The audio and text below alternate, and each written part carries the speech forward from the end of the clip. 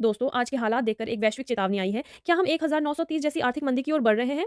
आज दुनिया जिस मोड़ पर खड़ी है, वह सिर्फ एक युद्ध नहीं, बल्कि एक वैश्विक आर्थिक सुनामी की शुरुआत हो सकती है। खार्ग द्वीप, खार्ग आइलैंड पर हमला और होर्मुज जलडमरू मध्य स्ट्रेट ऑफ होर्मुज की नाकेबंदी ने वैश्विक तेल आपूर्ति की रीढ़ तोड़ दी है।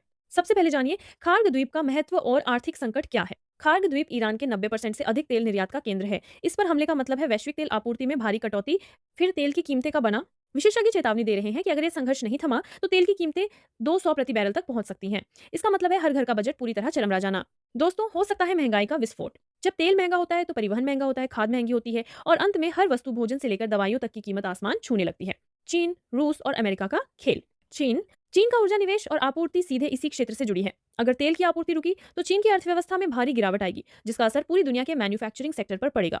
अमेरिका अमेरिकी सलाहकार और नेतृत्व इस कूटनीतिक रेड लाइन को पार कर चुके हैं। परमाणु हथियारों के इस्तेमाल की धमकियां यह बताती हैं कि हम एक न्यूक्लियर डूम्सडे परमाणु सर्वनाश के करीब हैं।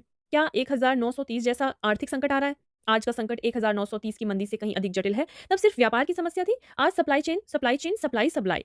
यदि हॉर्मुज जलडमरू मध्य लंबे समय तक बंद रहता है तो दुनिया भर में उर्वरकों, फर्टिलाइजर्स, खनिजों और ऊर्जा की भारी कमी होगी। यह गरीबी और भुखमरी का एक ऐसा दौर ला सकता है जिसे संभालना आज की सरकारों के लिए नामुमकिन होगा।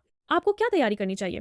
लोगों को यह समझना होगा कि यह स्थिति किसी टीवी डिबेट या मनोरंजन का हिस्सा नहीं है। यह जीवन और अस्तित्व की लड़ाई है। आवश्यक वस्तुओं का स्टॉक। भविष्य के अनिश्चित दिनों को देखते हुए भोजन, दवाइयां और जरूरी सामानों का एक छोटा इमरजेंसी किट तैयार रखें।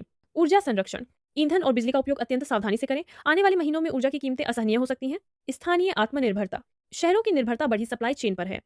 यदि संभव हो तो छोटी छोटी जरूरतों के लिए स्थानीय और पारंपरिक संसाधनों की ओर वापस मुड़ना बुद्धिमानी होगी, जैसे गोबर के कंडे या लकड़ी। ये एक संकेत है कि हमें बेसिक की तरफ लौटने की तैयारी रखनी चाहिए। आर्थिक अनुशासन। फिजूल खर्ची पूरी तरह बंद करें। नकदी, कैश अपने पास रखें, क्योंकि बड़े संकट में डिजिटल पेमेंट सिस्टम और बैंकिंग सिस्टम भी अस्थिर हो सकते हैं। निष्कर्ष यह है कि यह युद्ध किसी एक देश का नहीं बल्कि पूरी मानवता का है। दुनिया 1930 से भी बड़ी आर्थिक मंदी की दहलीज पर खड़ी है। अंधेरे के इस दौर में सबसे बड़ी तैयारी सावधानी है। खुद को तैयार रखें, सतर्क रहें और शांति की प्रार्थना करें, क्योंकि अगर यह आग नहीं बुझी तो राख सबकी होगी।